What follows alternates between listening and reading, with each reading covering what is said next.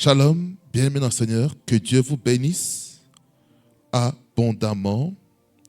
C'est moi votre serviteur Trésor, c'est ce qui banda depuis la Belgique. Et j'ose croire que le Seigneur vous maintient en bonne santé.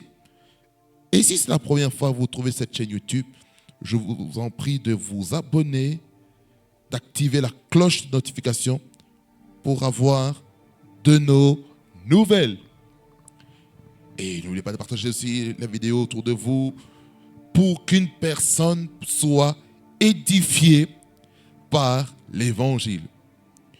Nous allons remettre ce temps entre les mains de Dieu afin que sa grâce soit avec nous pendant ce message que le Seigneur a placé dans mon cœur.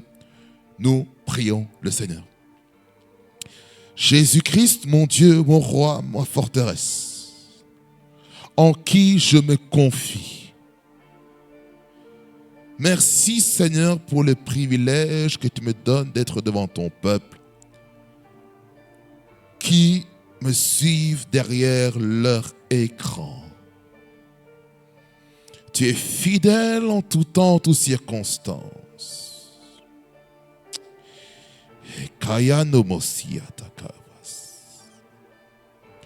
Seigneur, merci parce que tu es Dieu, ton règne n'a point de fin.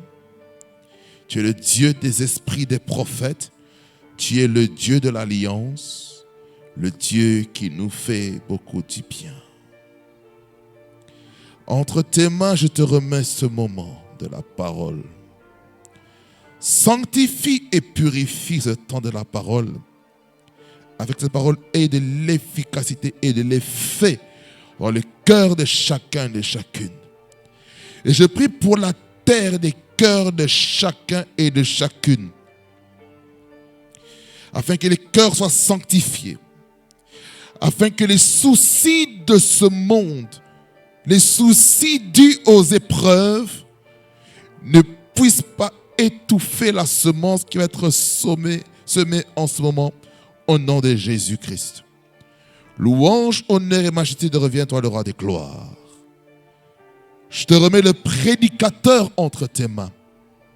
Oins-le, Seigneur, d'une huile fraîche, afin qu'il puisse prêcher selon ton esprit et non selon la chair. Au nom de Jésus-Christ.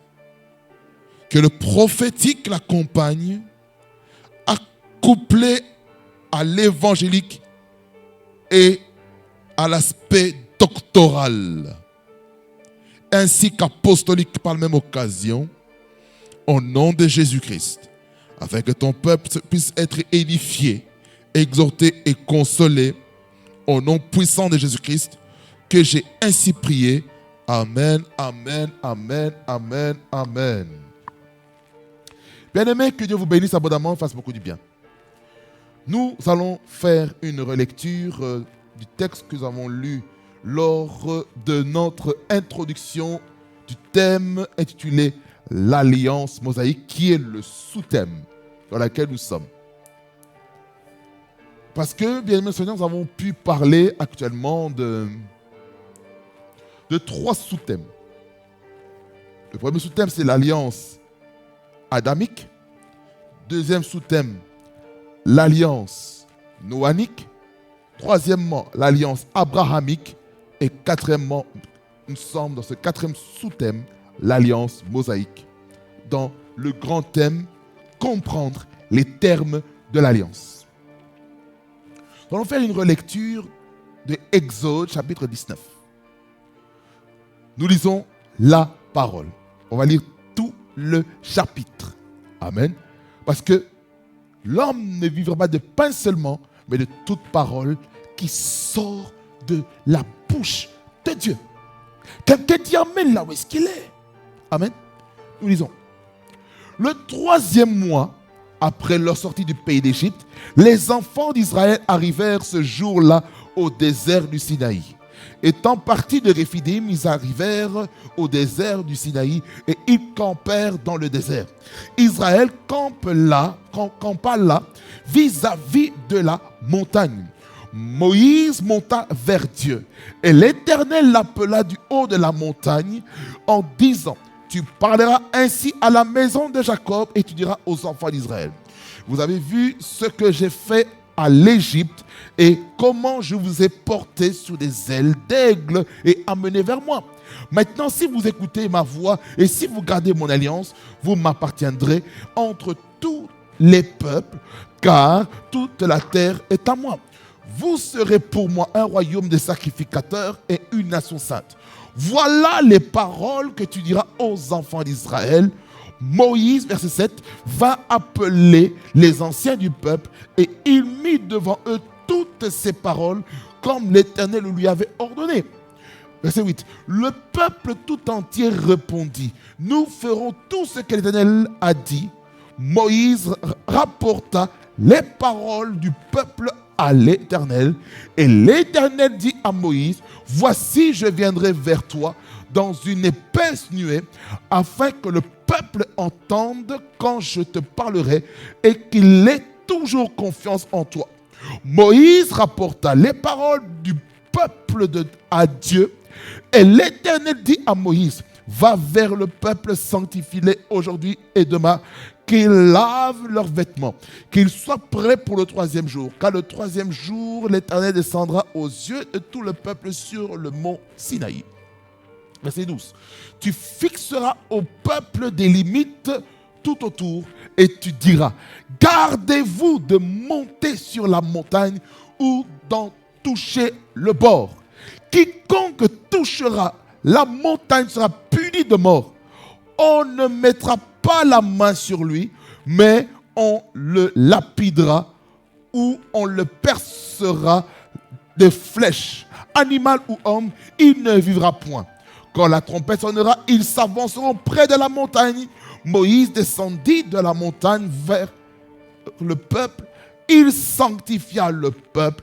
Ils lavèrent leurs robes. Et il dit au peuple, soyez prêts dans 3 jours, ne vous approchez d'aucune femme. Le 3e jour, verset 16, le 3e jour au matin, il y eut des coups de tonnerre, des éclairs et une épaisse nuée sur la montagne. Le son de la trompette retentit fortement et tout le peuple qui était dans le camp fut saisi d'épouvante. Verset 17. Moïse fit sortir le peuple du camp à la rencontre de Dieu et ils se placèrent au bas de la montagne. Verset 18. Le mont Sinaï était tout en fumée parce que l'Éternel y était descendu au milieu du feu. Cette fumée s'élevait comme la fumée d'une fournaise et toute la montagne tremblait avec violence. Le son de la trompette retentissait de plus en plus fortement. Moïse parlait et Dieu lui répondait à haute voix. Ainsi l'Éternel descendit sur le mont Sinaï, sur le sommet de la montagne. L'Éternel appela Moïse sur le sommet de la montagne et Moïse monta. L'Éternel dit à Moïse, descends, fais au peuple la défense expresse de se précipiter vers l'Éternel pour regarder de peur qu'un grand nombre d'eux meurent, ne périssent, que les sacrificateurs qui s'approchent de l'Éternel se sanctifient aussi, de peur que l'Éternel ne les frappe de mort. Moïse dit à l'Éternel, le peuple ne pourra pas monter sur le mont Sinaï, car tu nous en as fait la défense expresse en disant, fixe des limites autour de la montagne et sanctifie-la. L'Éternel lui dit, va, descends. Tu monteras ensuite avec Aaron, mais quand les sacrificateurs et le peuple ne se précipitent point pour monter vers l'Éternel de peur qu'il ne les frappe de mort. Verset 25 pour clôturer. Moïse descendit vers le peuple et lui dit ces choses. Amen. Acclamons le Seigneur sans le commentaire de qui que ce soit. Bien, Seigneur, nous sommes toujours dans notre sous-thème de l'Alliance mosaïque, qui est notre 2e édition. Mais en réalité, dans toute cette série que nous avons vue, nous en sommes à la 7e édition. Parce que la 6e a commencé par ce 4e sous-thème qui est l'Alliance mosaïque. Ici, c'est la 7e, mais en termes de sous-thème, nous sommes au 2e. on a pu introduire la thématique par la définition et la présentation biographique de Moïse, un petit peu dans les grandes lignes, hein, en expliquant un petit peu le contexte de sa naissance, ce que signifiait son nom. Je ne vais pas y retourner et nous allons avancer. Ensuite, bien Seigneur, nous sommes arrêtés au titre de notre message, du message précédent, et qui est encore la continuité pour maintenant, c'est les étapes à suivre pour établir une alliance avec Dieu. Et pour cela, nous sommes calqués actuellement sur Exode 19, le texte que nous venons de lire, les 25 versets. C'est une longue lecture, mais c'est intéressant de comprendre pourquoi j'ai fait une longue lecture. C'est pour nous situer par rapport au contexte dans lequel nous sommes. Parce que je vous ai parlé à l'édition précédente que le peuple d'Israël était sorti d'Égypte, de la captivité, de la servitude que les Égyptiens faisaient subir le peuple d'Israël. Et puis, je vous passe les détails, que je vous laisse aller lire la Bible par vous-même, de Exode, chapitre 1er, jusqu'à Exode, chapitre 18. Je vous laisse aller lire par vous-même, parce que ces épisodes-là, ces récits, sont les faits historiques qui se sont passés afin que Dieu puisse introduire la nouvelle dispensation qui est la dispensation de la loi et des prophètes. Comprenez ceci. Avant qu'on arrive à Exode 19, on était encore toujours dans la dispensation de la promesse. Parce que Dieu a fait la promesse avec une personne, Abraham. Et par Abraham est sorti un peuple, une nation qui s'appelle Israël. Et Israël est le peuple exclusif de Dieu. C'est le peuple vers qui il y a une alliance, il y a une consécration qui est faite. Parce que Israël représentait prophétiquement l'Église. L'Église, Israël, qui est le peuple acquis, le peuple sanctifié, le peuple mis à part pour la gloire de Dieu. Alors, dans par le titre de message, on est en train de parler sur les étapes à suivre pour établir une alliance avec Dieu, on avait parlé de deux points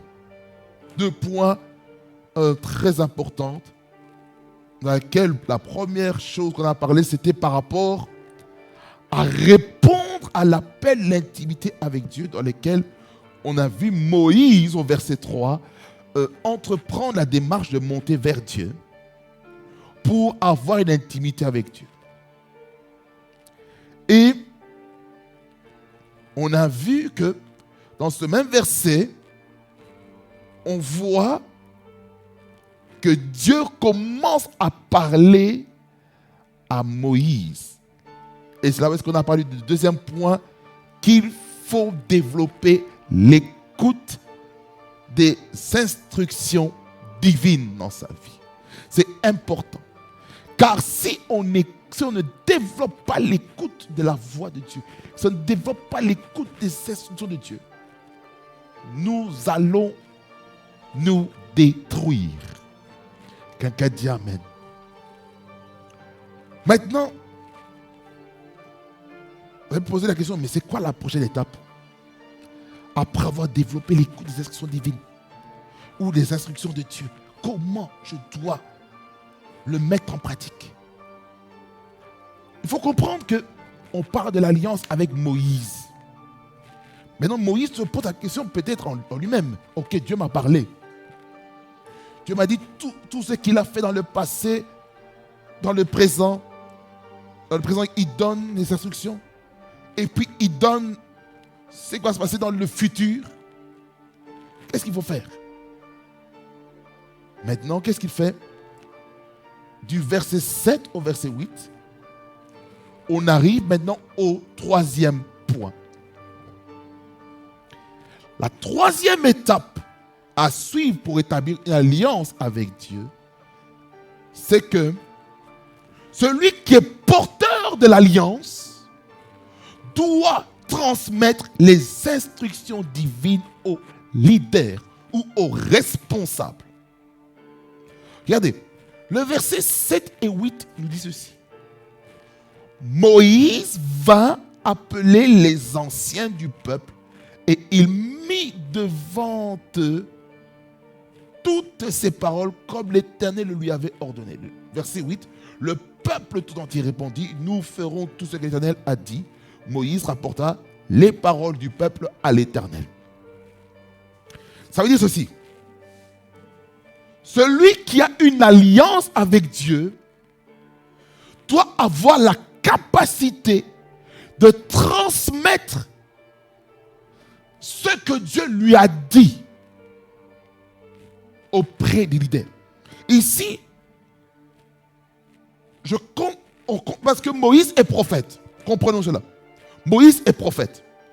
Moïse étant prophète, étant leader principal, il doit libérer maintenant les instructions que Dieu lui a données aux leaders qui l'accompagnent. Ici, dans la Bible, on parle des anciens du peuple. Les anciens du peuple sont des leaders. Ce sont des responsables. Ça veut dire ceci, bien aimé Seigneur, que quand quelqu'un a une alliance avec Dieu, il doit la communiquer aux autres. Comment? Ici, au verset 7, on dit que Moïse va appeler les anciens du peuple. Donc, ça veut dire par quoi il y a tout un schéma avant de transmettre les instructions divines aux leaders. Il faut appeler les leaders, les responsables. Ça veut dire par là quoi?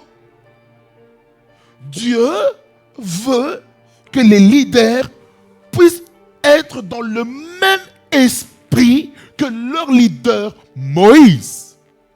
Ma question que j'ai pour vous est pour moi aussi. Est-ce que nous avons le même état d'esprit que nos leaders spirituels? Avons-nous le même état d'esprit que nos parents spirituels? C'est ça la question. Avant qu'il y ait transmission des instructions divines dans la vie des leaders, dans la vie des responsables, dans la vie de ceux qui servent le Seigneur, il faut que notre vie soit en alignement à la vision du Père, à la vision du leader principal. Et lorsque maintenant nous avons la même idée, la même mentalité, nous avons l'esprit du Père sur nous, étant maintenant responsable en tant que leader, maintenant il sera facile de mettre en pratique ce que Dieu a dit. Ça veut dire par là quoi? On doit être appelable par nos leaders. Lorsqu'il y a une réunion de ministère, réunion des ouvriers, réunion des responsables dans une église, il faut être responsive. Il faut être ces personnes qui répondent à l'appel. C'est-à-dire qu'il faut qu'il y ait une promptitude vis-à-vis de l'appel. Ok. Parlons un peu de l'appel. L'appel dans la vie d'une personne est dans 3 niveaux. Le premier niveau de l'appel, c'est l'appel au salut. Ça veut dire par là quoi? Quand on répond à l'appel du salut, Dieu fait de nous, ses ouvriers. Je répète. Dieu, dans la dimension de l'appel, Dieu veut d'abord nous appeler au salut. Parce qu'on était perdus. On était perdus par le gouffre du péché, par l'iniquité. Maintenant, il a fallu que Christ meure sur la croix, afin que par sa mort, nous puissions avoir un accès efficace auprès du Père. Quelqu'un dit Amen. L'appel au salut. Et cet appel du salut vient par l'évangile du salut. Il y a l'évangile du salut, il y a l'évangile du royaume. L'évangile du salut te donne maintenant l'éligibilité d'être citoyen du royaume de Dieu. En d'autres termes, quand un ambassadeur du royaume de Dieu vient auprès de vous, vous présenter l'évangile, il est comme celui qui va mettre le visa dans votre passeport pour entrer dans un territoire qui s'appelle le royaume de Dieu. Et comment nous recevons le visa? C'est par le fait que nous recevons la vie de Jésus-Christ en nous et que nous donnons à Jésus-Christ notre ancienne vie.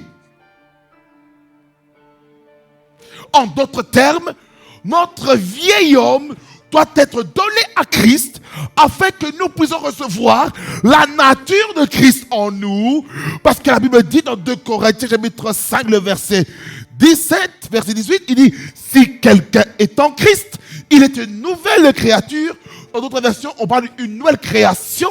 Les choses anciennes sont passées. Voici, toutes choses sont devenues nouvelles. Quelqu'un dit un amen fort et puissant. Raison pour laquelle il est important, lorsque maintenant nous répondons à l'appel du salut, que nous puissions nous assurer que nous avons l'assurance éternité qu'on appelle l'assurance du salut. Et l'assurance du salut va nous permettre de nous faire comprendre et nous assurer que nous sommes sauvés dans notre esprit. Parce que le salut a pour but de régénérer notre esprit qui, avant de recevoir le Christ, nous étions des hommes ou des femmes animaux dans laquelle nous étions bipartites. Parce que lorsque nous étions bipartites, nous avons eu une âme qui habitait dans le corps. Mais notre esprit ne pouvait percevoir la voix de Dieu, le Saint-Esprit, pour nous parler. Et pour cela, nous avons besoin d'une personne, d'un enfant de Dieu, ou d'un serviteur de Dieu, qui annonce la parole de Dieu, pour nous présenter la croix, les œuvres de Christ, pour que nous puissions être sauvés et que nous puissions parvenir à la connaissance de la vérité, selon 1 Timothée chapitre 2, le verset 4, qui dit que Dieu veut que tout homme soit sauvé et parvienne à la connaissance de la vérité. Et lorsque on connaît maintenant, lorsqu'on est sauvé et qu'on parvient à la connaissance de la vérité, c'est maintenant l'évangile du royaume. Lorsque maintenant nous entrons dans le royaume de Dieu et que maintenant nous voulons connaître le code, le protocole du royaume des cieux et comment se comporter. Tout ça, c'est dans le package de l'appel au salut. Ensuite, il y a une deuxième dimension de l'appel, c'est l'appel au service. Dieu nous appelle à le servir. Dieu nous appelle à le servir dans sa maison, comme Dieu nous appelle à le servir en dehors de la maison de Dieu. Dans la maison de Dieu, nous sommes en train de parler du service sacerdotal ou du service cultuel que Dieu utilise dans notre vie pour être une source de bénédiction pour toutes les familles de la terre, comme il est écrit dans Genèse, le chapitre 12, le verset 3, le verset 2 plutôt, 2 et 3, qui nous parle de l'alliance, l'initiation de l'alliance que Dieu a fait avec Abraham. Souvenez-vous du message que j'ai prêché avant. Alors, lorsque on sert Dieu dans la maison de Dieu, nous sommes impliqués dans les départements de l'Église. Comme le département de musique, comme la sono, comme les médias, protocoles, école de dimanche, administration, service des offrandes, communiqué, affermissement des âmes, suivi des jeunes couples. Il y a plein de choses, corps pastoral, diacre, diaconesse, ancien, berger, bergère, pasteur, évangéliste, tout ce qu'on veut. Après, il y a une troisième dimension, c'est l'appel à la responsabilité. Ou l'appel à la responsabilité qui prend deux volets. Il y a la responsabilité des équipes ou des départements que Dieu nous place. Responsable des médias, responsable des hommes, responsable des femmes, responsable de la jeunesse. Ensuite, il y a la responsabilité au ministère de Christ. Là, on parle des dirigeants d'église, des assemblées locaux, au travers les apôtres, les prophètes, les évangélistes, les pasteurs, les docteurs, qui sont donnés par Jésus-Christ dans le but de perfectionner les saints en vue de l'œuvre du ministère. Éphésiens 4, le verset 11 et le verset 12, qui nous parle de cela. Ça, c'est trois dimensions de l'appel que nous devons répondre. Ma question, à quel niveau d'appel te trouves-tu? Parmi ces trois, à quel niveau te trouves-tu? Est-ce que tu es toujours au niveau du salut? Premier niveau? Est-ce que tu es au deuxième niveau? Ou est-ce que tu es au troisième niveau? Et dans le troisième niveau, es-tu responsable d'un groupe qui sont sous ta direction, dans laquelle tu deviens le berger, le pasteur dans ce département? Où tu te trouves, vous vous trouvez, cher serviteur de Dieu, cher homme de Dieu, dans la position de leadership numéro 1 de l'Église. L'appel.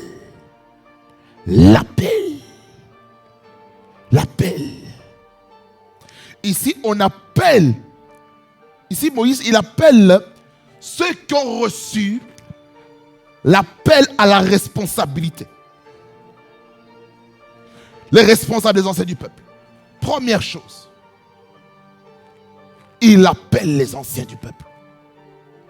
Et deuxièmement, il dit, et il mit devant eux toutes ses paroles. Ça veut dire que là, il faut une réunion des responsables, des leaders dans le ministère. Et le leader dit, voilà ce que Dieu m'a dit. Dieu m'a dit qu'on va faire ça. Selon les instructions que Dieu avait données à Moïse. Ça veut dire par là quoi?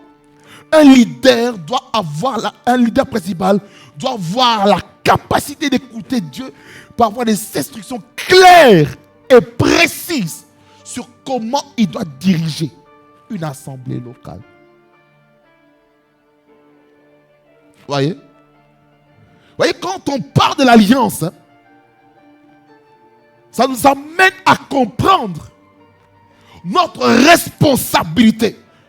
Ça veut dire par là quoi? Lorsqu'on parle de l'année de l'Alliance, c'est une année de la responsabilité. Jésus-Christ revient bientôt. Maintenant, quelle est notre responsabilité étant fils d'alliance ou fille d'alliance? Il y a une responsabilité. Moïse va appeler les anciens du peuple et il mit devant eux tous ces paroles comme l'Éternel lui avait ordonné.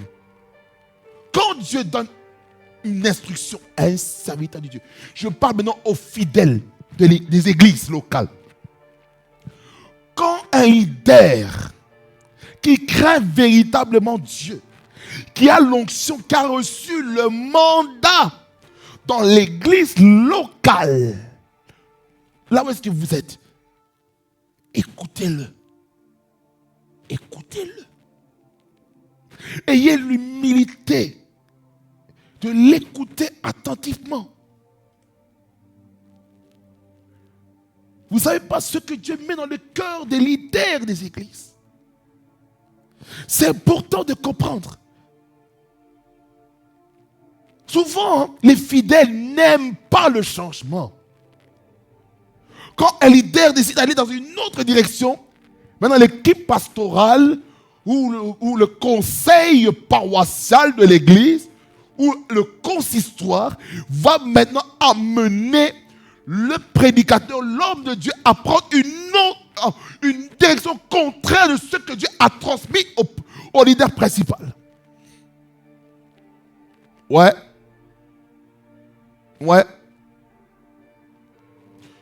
Quand Dieu donne la vision à un leader, tout le corps pastoral doit se soumettre. Il se peut que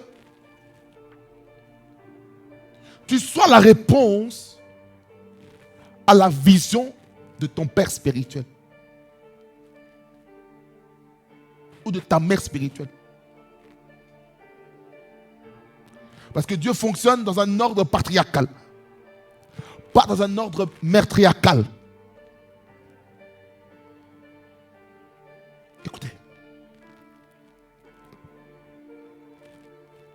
Quand le leader libère la vision dans la vie du peuple, les fidèles doivent prier pour leur leader. Afin que la vision qu'il a reçue, en fait, vous comprenez ceci. Toute instruction que Dieu donne à un leader, à un responsable ou à un serviteur de Dieu, à un homme de Dieu, celui qui est appelé au ministère de Christ ou au ministère de la responsabilité des équipes, vous devez comprendre que ces leaders sont enceintes. Ils portent une grossesse divine qui doivent être enfantés. Mais comprenez une chose. Chère maman, vous savez que vous avez déjà accouché. Je bénis Dieu pour les grossesses, les naissances. Vous savez que quand maintenant on devient enceinte, il y a certaines choses qui peuvent nous frustrer, qui frustrent les femmes. Il y a des odeurs que les femmes ne supportent plus à cause de quoi? De la grossesse. Il y a certaines alimentations que certaines femmes ne supportent pas à cause de quoi? La grossesse. Quand on est enceinte, des projets,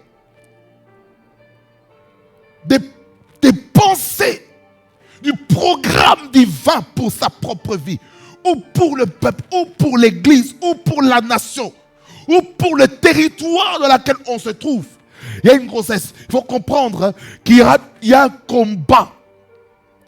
Il y a un combat que vous, fidèles, vous n'êtes pas conscients.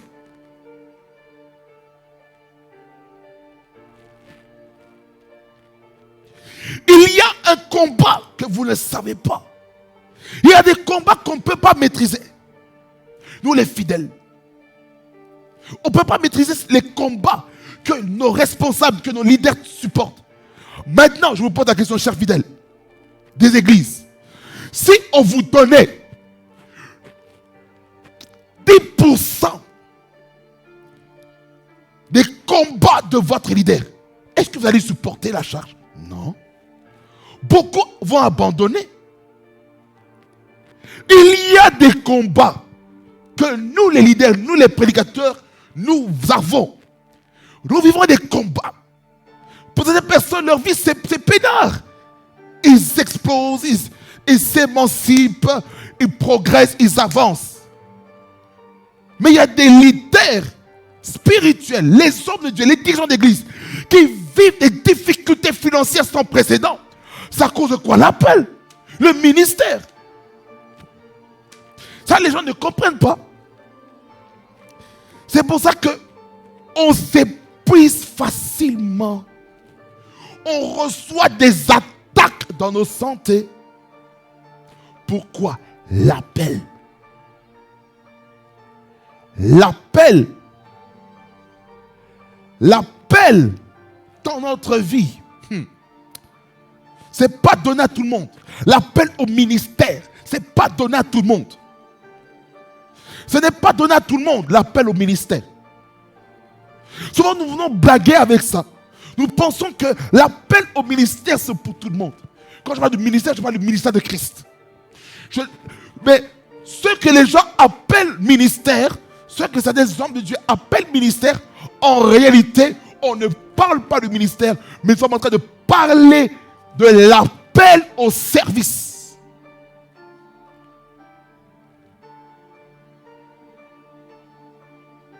Service. Alors, Dieu veut qu'on écoute la voix des leaders. Lorsqu'on écoute la voix du leader qui nous transmet les instructions, ça va nous permettre à nous les fidèles de s'aligner, d'aligner notre vie, aligner notre mentalité, aligner nos émotions, aligner nos sentiments, aligner nos plans, nos programmes, nos projets, nos résolutions sur les instructions que Dieu nous donne.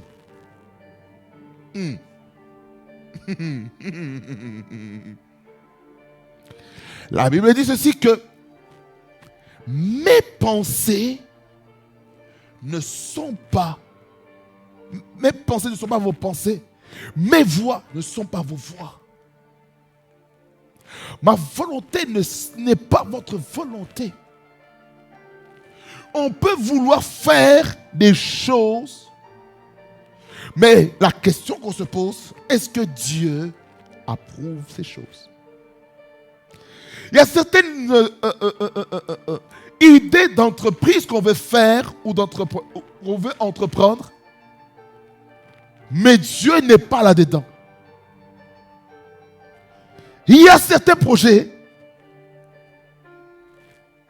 qu'on a dans notre cœur, qu'on libère prématurément. Oh, Ezophada. Écoutez-moi bien. Il y a des gens qui entreprennent des choses, qui libèrent trop tôt leur projet, et c'est comme ça qu'ils connaissent un avortement. C'est pour ça que quand une femme est enceinte, je m'adresse aux femmes enceintes, aux mamans enceintes qui veulent enfanter ou qui désirent enfanter. Écoutez-moi attentivement. Ceci, c'est une parole de sagesse que je vous donne. N'exposez pas votre grossesse à tout le monde. Gardez votre grossesse pour vous et pour votre famille restreinte. Ouais.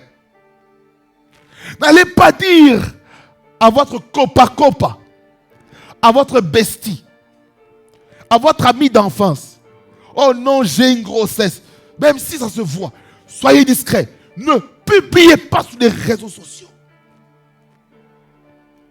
Fermez votre bouche. N'allez pas exposer votre grossesse devant tout le monde. De peur que cette grossesse-là soit avortée. Combien de grossesses ont été avortées à cause du fait de dire « Oh non, je suis enceinte de 4 semaines. » Vous ne connaissez pas les attaques que le monde des ténèbres faut pour s'attaquer aux enfants, à la progéniture. C'est comme ça qu'on voit qu'il y a des enfants qui naissent avec des malformations dans leur corps. C'est parce que certaines mamans ont exposé trop tôt leur grossesse. Sur les réseaux, que ce soit WhatsApp, Facebook, Instagram, Threads, TikTok, YouTube, Twitter, Snapchat, tout ce qu'on veut, ça crée quoi? Avortement. C'est comme ça que certaines personnes, certaines mamans, certaines jeunes filles, certaines jeunes femmes, lorsqu'elles accouchent avec des complications terribles parce que eux-mêmes, ils n'ont pas contrôlé leur bouche. Là, j'ai parlé de passager par rapport à la grossesse. Côté entrepreneurial, frères et sœurs, ceux qui entreprennent, parole de sagesse aussi pour vous. Ne dites pas trop tôt ce que vous voulez faire en tant qu'idée d'entreprise. Priez pour ce projet. Demandez à Dieu sa volonté. Qu'est-ce que Dieu veut pour vous? Qu'est-ce que Dieu veut pour vous? Qu'est-ce que Dieu attend de vous? Ne soyons pas pressés de dire, voilà, moi, je veux entreprendre maintenant dans tout ce qui est location de véhicules. Tu as dit ça, ok. Quelqu'un maintenant prend ton idée et il va avec ça. Et puis tu t'étonnes, lui dis, mais c'est pas possible. Mais pourquoi? Pourquoi quand j'essaie de faire quelque chose, ça ne marche pas? Mais l'autre, ça marche. Parce que tu as manqué de sagesse. Il ne fallait pas exposer ça. Tu veux te marier, pareil, discrétion. Mais je sais une chose, quand maintenant le fiançailles est prononcé et qu'on annonce à l'église, voilà, que telle personne est fiancée, il y a des sorciers à l'église qui ne sont pas contents. Il y a certaines filles, il y a certains garçons qui ne sont pas contents du fait que tu te maries. Ils ne veulent pas se réjouir de cela. Et c'est comme ça, maintenant, ces personnes reçoivent des combats inutiles dans leur vie. Des combats inutiles dans leur vie. Je vous assure. Il y a des gens qui vivent des combats puissant. Puissant, bien-aimé. Kabalokoto yabababaskata yabababababaskata. Kalabokoto yololobro sakoto yababaske. Rakaya sheke yababababa. Rababababa sete. Kabababo yoko wabababababababo sonolorolosh. Koronos, kobabobokoto, yabababababa, kelin, turumas, kirumamam papadi. Soyons discrets. Soyons discrets. Tu vas acheter une maison, tu dis, oh, je vais aller acheter une maison. Mais tu t'attires des combats inutilement. On risque maintenant de te refuser le crédit hypothécaire parce que tu as exposé ton projet trop tôt. Tu as publié ces projets dans les rues de Gath et dans les rues d'Ascalon. Et c'est comme ça que les gens, quand ils vont voir ton échec, ils vont se réjouir. Pourquoi? Parce que tu as manqué de sagesse.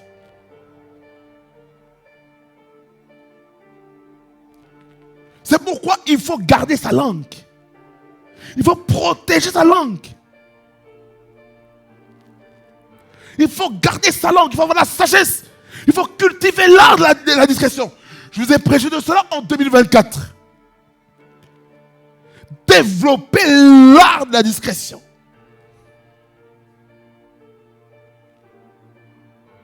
Ouais. C'est important. Là, on est toujours dans le troisième point. Hein. Transmettre les instructions divines aux leaders. Verset 7 et 8. Je reviens dans le texte. Quand Moïse a convoqué les leaders d'Israël.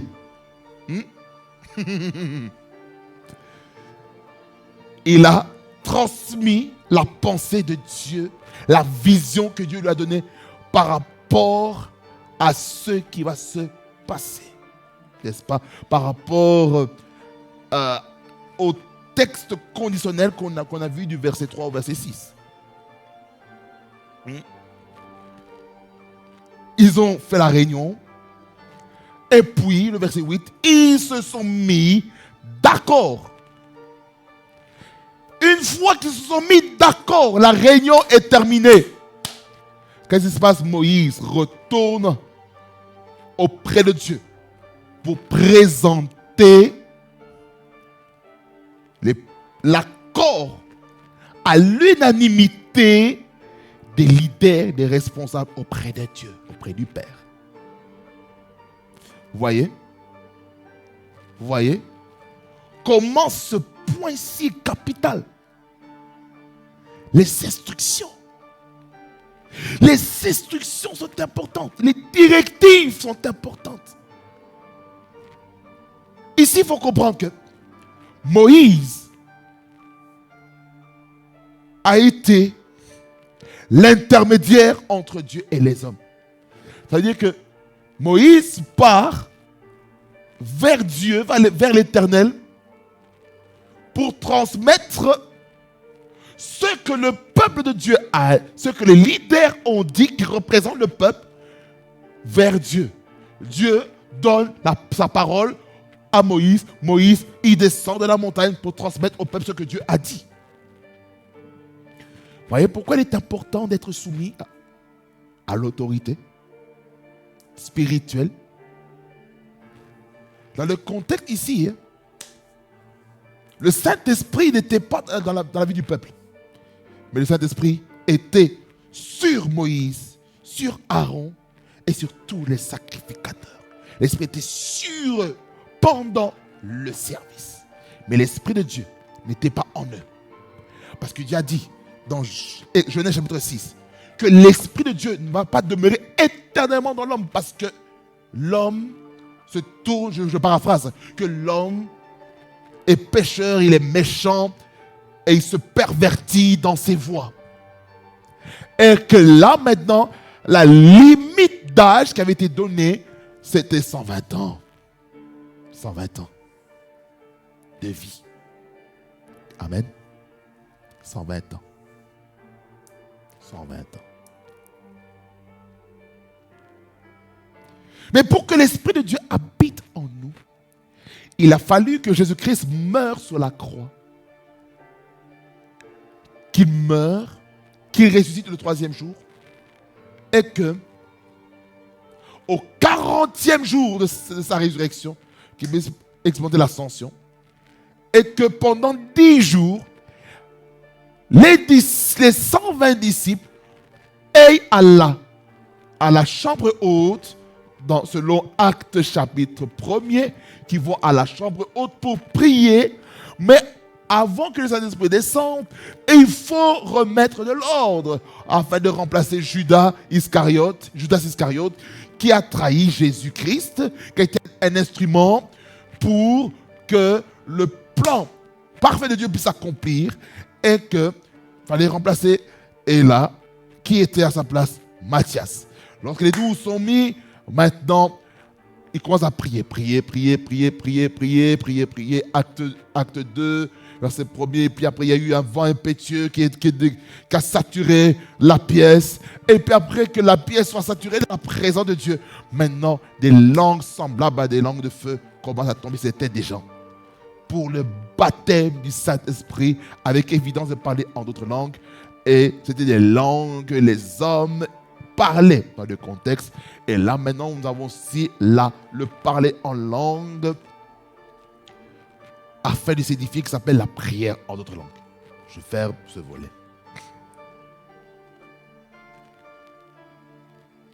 Je retourne dans les textes. Quand ils se sont mis d'accord, il y a une 4e étape que je vais commencer un peu et que je vais clôturer la prochaine fois.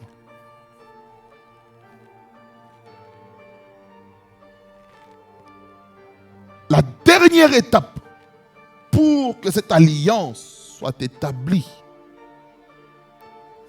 c'est que le peuple de Dieu, les sacrificateurs, ainsi que Moïse, se sanctifient. Premièrement. Deuxièmement, que Moïse puisse imposer des limites au peuple de Dieu. En d'autres termes, la sanctification, et il nous faut qu'on s'impose des limites pour éviter de vivre des luttes et des combats inutiles dans notre vie. Regardez, à partir du verset 9, 9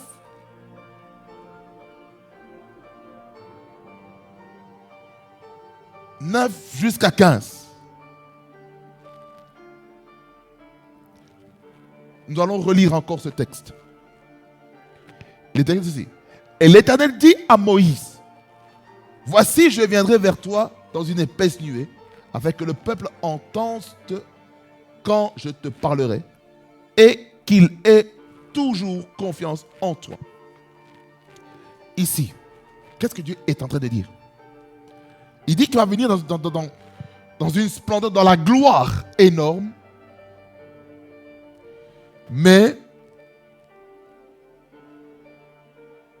il dit qu'il faut que le peuple ait foi en toi.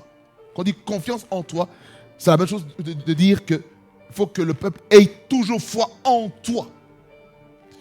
Ça veut dire par là quoi? Il faut que le peuple de Dieu fasse confiance à leur leader, qui craint Dieu sincèrement et véritablement.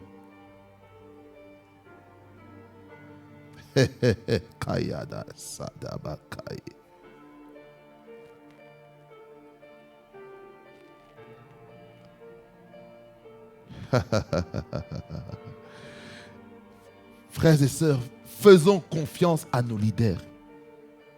Parfois, on ne comprend pas pourquoi certains leaders vont dans certaines directions qui peuvent nous indisposer, mais faisons-lui confiance. Prions pour les leaders. Prions pour que ce qu'il a reçu de Dieu, que le Seigneur éclaircisse encore. Là où est-ce qu'il y a encore des zones d'ombre dans la vision, dans les instructions qu'il a reçues de Dieu. Il se peut que pendant qu'il reçoit les instructions pour libérer, il y a une peur, il y a une crainte qui s'accaparate, qui commence à prendre possession du leader. C'est pour ça que nous devons prier. Ouais.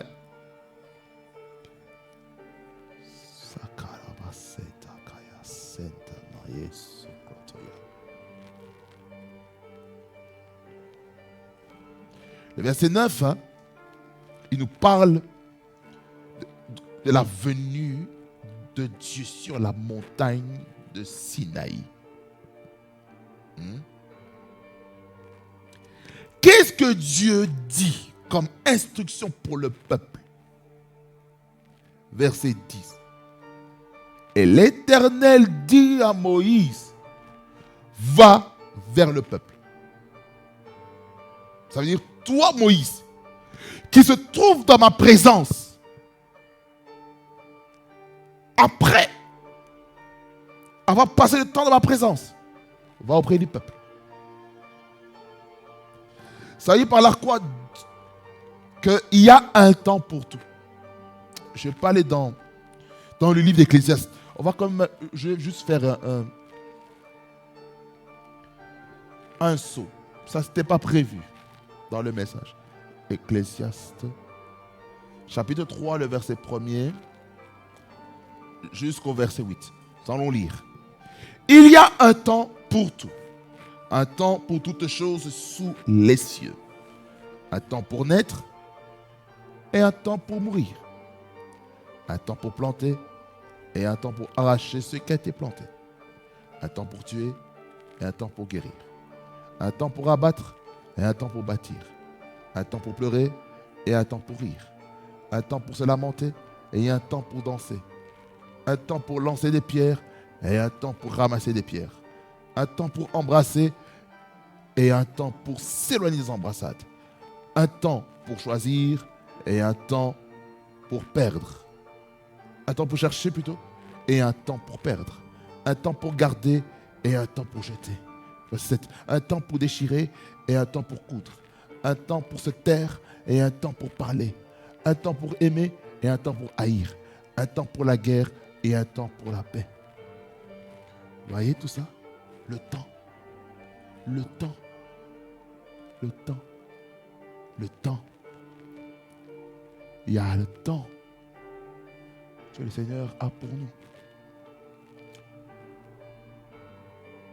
Il y a un temps pour être dans la présence de Dieu. Il y a un temps où nous devons parler au peuple de Dieu. Amen. Va vers le peuple de Dieu. Va vers le peuple. Sanctifie-les aujourd'hui et demain. Ça veut dire que celui qui a reçu l'alliance doit sanctifier le peuple. Comment sanctifier le peuple? C'est par la parole. Dans le contexte, sanctifier, c'était se laver, faire des sacrifices avec les boucs, les holocaustes. Ça, c'était pas encore, ça, on n'a pas encore parlé des sacrifices. Hein. Sanctifier, c'est prononcer des paroles. Tu sanctifies, tu prononces. Tu dis, Père, je sanctifie ton peuple. Je sanctifie ton peuple au nom de Jésus-Christ. Je sanctifie leur famille. Je sanctifie les enfants, les papas, les leaders, etc., etc. Sanctifie-les aujourd'hui et demain. Jour 1, jour 2. Qu'ils lavent leurs vêtements. Ah, les vêtements. Ici, là, nous sommes en train de parler de l'hygiène. La propreté des vêtements. Ça veut dire ceci, hein, ce passage.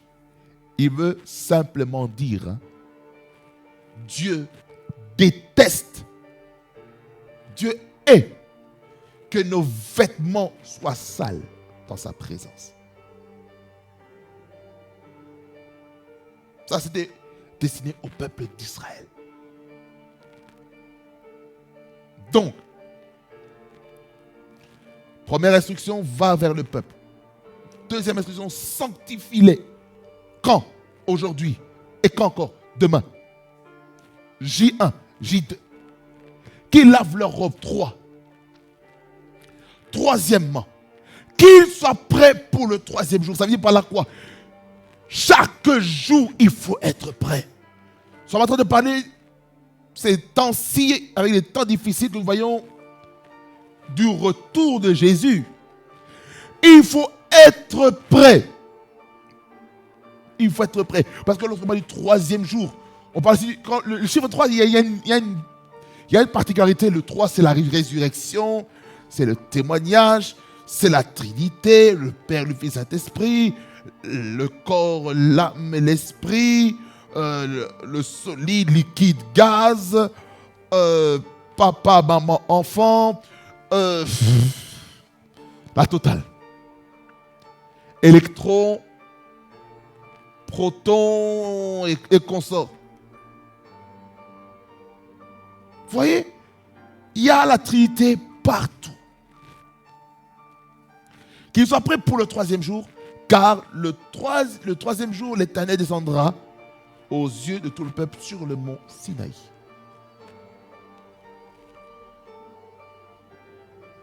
Je vais terminer tout aujourd'hui.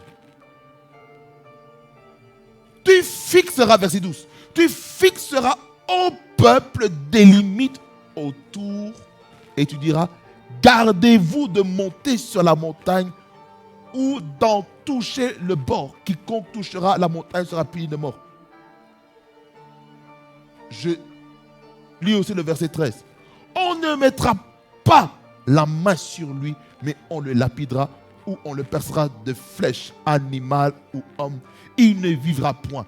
Quand la trompette sonnera, ils s'avanceront près de la montagne. Donc ici, on voit l'importance de placer les bornes. Placer un cadre à ne pas dépasser. Il y a un cadre à respecter. Il y a des dogmes à respecter. Il y a des bornes, il y a des limitations à ne pas déplacer. C'est de là que sort cette expression, tu as dépassé les bornes. Ça veut dire par là que ça veut dire quoi? Tu as été au-delà des limites. C'est ce qu'on dit, c'est là qu'on voit l'expression qui dit tu as dépassé les limites. Quelqu'un dit amen? Quelqu'un dit un amen? Quelqu'un dit un amen fort? Quelqu'un dit un amen fort? Lorsque maintenant on dépasse les bornes, on dépasse les frontières, là il y a un problème. Ah oui. C'est pourquoi Dieu, dans notre vie, dans notre parcours, dans l'alliance, il nous met des limitations. Il nous impose certaines limites, certains cadres à respecter. Ces limites-là nous protègent des attaques de l'ennemi. Ah oui. Souvent, nous disons, oh non, moi je n'ai pas besoin de limites. Ah bon? On demande que Dieu puisse étendre. Dieu peut étendre des limites. Il y a certaines personnes dans les termes de leur alliance. Il y a une restriction autour de leur personne. Il y a des choses qui ne sont même pas permis de faire. Pour une personne, peut-être, boire de l'alcool, ce n'est pas un péché. N'est-ce pas? Mais Dieu va dire à cette personne, parmi les termes de ton alliance, à toi, tu ne boiras pas d'alcool. Ça c'est un. Deux, pour une autre personne, les termes de son alliance, c'est quoi? C'est que les dimanches, lorsque tu vas à l'église, tu pars à l'église à jeun. Tu ne bois pas. Tu ne manges pas. Tu sers Dieu à sec, à jeun, ventre vide. Tu sers Dieu. Tu te connectes au ciel. Tu sers Dieu. Ça fait partie de ton alliance. Pour notre personne, à la veille de ton service, qu'est-ce que tu dois faire? Tu dois prier. Par exemple, de 22h à minuit, tu pries pour te préparer pour le culte de dimanche. Quelqu'un dit amen. Quelqu'un dit amen. Il faut connaître les limitations de son alliance. Il est important de comprendre ça. Il y a d'autres personnes, parmi les termes de leur alliance, ils n'ont pas le droit de prendre le sexe opposé dans les bras. Ou pour d'autres, parmi les termes de leur alliance, c'est que chaque mois, ils doivent payer, ils doivent donner en action de grâce la dîme, les dîmes dans la maison de Dieu. Pour d'autres, parmi les termes de leur alliance, c'est quoi? c'est qu'il doit faire des œuvres sociales par le fait de contribuer soit à des organismes de la santé, que ce soit Télévie, Cap 48, la Croix-Rouge, que ce soit parmi les orphelinats. Faire quelque chose. Il faut que l'argent puisse servir à l'avancement du programme de Dieu. Quelqu'un dit un amen. Chacun doit connaître les termes de son alliance, les limites, les scopes de son autorité, le scope de son alliance. Il y a un cadre qui doit protéger l'alliance de la personne. Ce thème-ci est profond.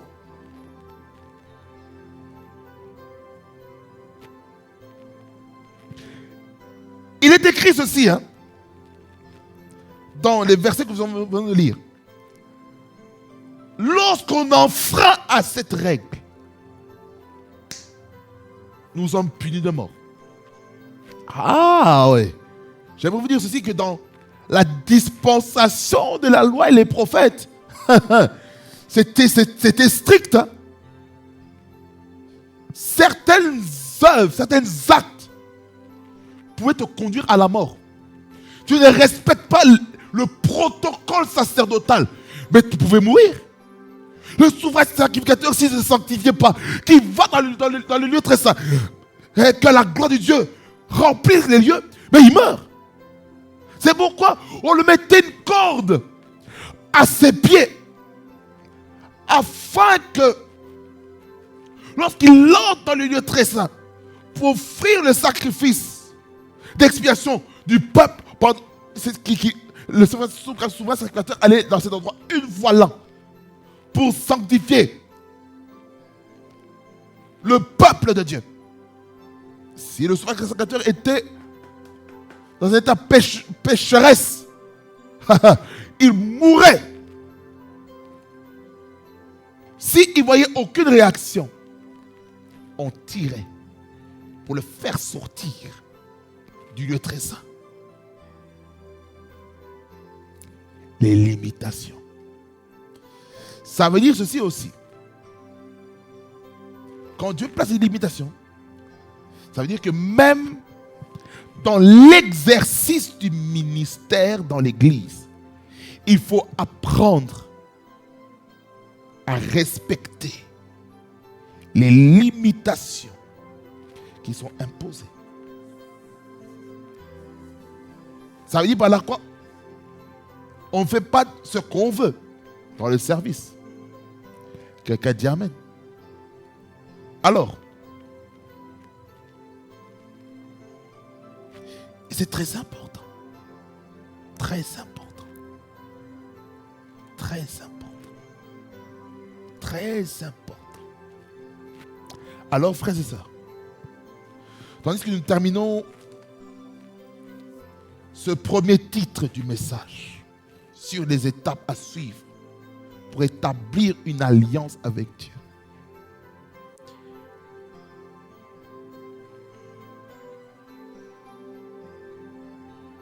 La transmission des instructions divines est très capitale auprès des leaders, afin que les leaders eux-mêmes puissent transmettre aussi la vision que le leader principal a reçue au peuple. C'est important. Et en transmettant les instructions divines, il faut s'imposer dans sa vie la vie de sanctification. Hébreux 12, 14 dit: recherchez premièrement la paix et la sanctification, sans laquelle personne ne verra Dieu. La sanctification. Et deuxièmement, s'imposer des limites ou découvrir quelles sont les limites que Dieu veut que je mette en place pour que l'alliance que j'ai avec lui puisse avoir de l'efficacité et la puissance. Amen. Que Dieu vous bénisse abondamment, fasse beaucoup de bien. Nous prions. Seigneur, merci pour ta parole qui est la vérité, qui est esprit et vie. Merci Jésus-Christ parce que tu fais comprendre, Seigneur, l'importance de transmettre la vision, les instructions divines auprès des responsables, auprès des leaders. Seigneur, donne-nous la sagesse en transmettant les instructions divines au nom de Jésus. Et lorsque cette exclusivité sera donnée, je prie que ton peuple, ainsi que moi-même, nous puissions marcher dans la sanctification. Et que nous puissions, Seigneur, connaître les interdits, les limitations à mettre en place pour se protéger, Seigneur, du danger, des combats qui peuvent se lever parce que nous avons franchi les limites. Seigneur, aide-nous. Aide-nous à placer les bornes. Aide-nous à respecter les bornes que les anciens ont placées, que les autorités spirituelles ont placées, que les parents spirituels ont placées, au nom de Jésus-Christ, afin que nos vies puissent expérimenter quelque chose de nouveau dans notre vie, au nom de Jésus-Christ. Louange, honneur et majesté reviennent toi, le roi des gloires, au nom de Jésus-Christ, que j'ai ainsi prié. Amen. Amen. Que Dieu vous bénisse abondamment et qu'il fasse beaucoup de bien. On se trouve la prochaine fois, toujours dans ce sous-thème sur l'alliance mosaïque. Et cette fois-ci, nous allons nous attaquer aux 10 commandements. Aux 10 commandements selon Exode chapitre 20, les 17 premiers versets. On va essayer de savoir quels sont ces 10 commandements que Dieu a donnés dans cette alliance que Dieu a avec le peuple d'Israël. Amen. Soyez connectés. Là, je viens de vous donner un petit peu un sneak peek de ce qui va arriver au prochain numéro. Je vous aime de l'amour du Seigneur. On reste ensemble en Jésus-Christ. TNK TV, la chaîne où la gloire de Dieu réside. Soyez bénis au nom de Jésus-Christ. On est ensemble. Bye bye.